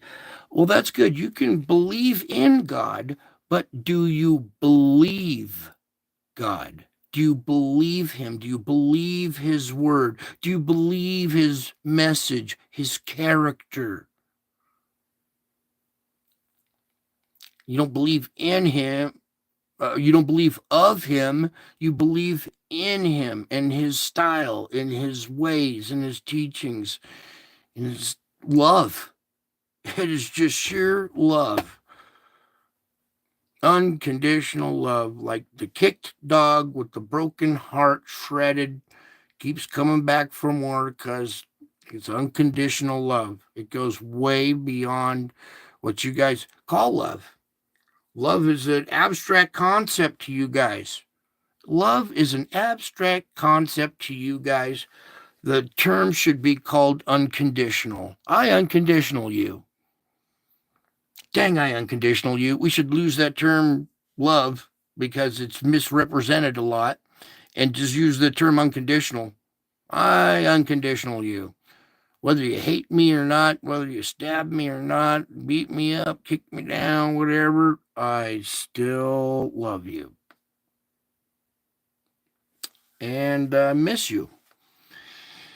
And I think that's it for tonight. So until my next show, I hope you enjoyed the message, heard it, saw it, understand that this was not a cloud. It's a lot more now. And I love you guys. And until my next show, I will be back. I am already back. I am watching you, watching me, watching you, watching me. While I sit shotgun, watching you, watching me, watching you, watching me, watching you, watching me. This is so awesome. I love this, you guys. You are awesome. I hope you enjoyed the show. I love you so much. Hang in there. I got probably a lot more for tomorrow night too. So I don't want to go. I want to look through the chat and be with my family for a second. Thank you, Hopkinson and Cindy and Sean James and wait. There was the other Tiger Eye, Surfer Girl. Oh, how I love my little Surfer Girl. The Happy Soul Sailor. Welcome. Keep laughing, Brian. It suits you. We have to. Yes. Thank you. That's what I'm trying to do. Can't let them steal your joy. Even when you got a shredded heart, you got to still fight back with joy, even if it hurts. Laughing and crying at the same time sometimes. You ever had that happen to you? Oh, I love watching you guys chat. All right, cool. You guys had a good time tonight. All right, that's it. That's all she wrote, I guess. What else was there? Did we cover all the notes?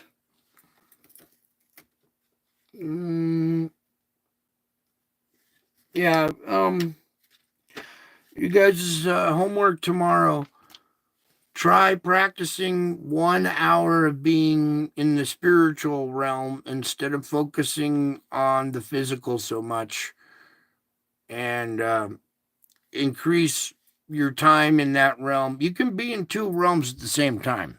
Okay, depends on how much focus you put on one and the other. When you're focusing peaceful and calm, everything runs a little smoother. It's when you feel things getting hectic and you want that peace, pop this video open Look at it. Understand it. It's real deal. I'm a real person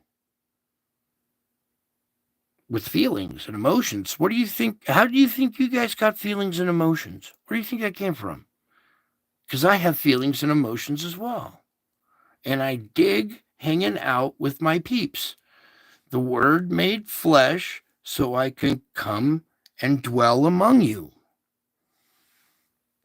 It's gonna be cool, dude. You're already getting it, and we're making huge leaps each day. Okay? I'm watching you, watching me, watching you, watching me, watching you, watching me. I love you. I miss you. And until my next show, I will be back. I am already back. Watching you.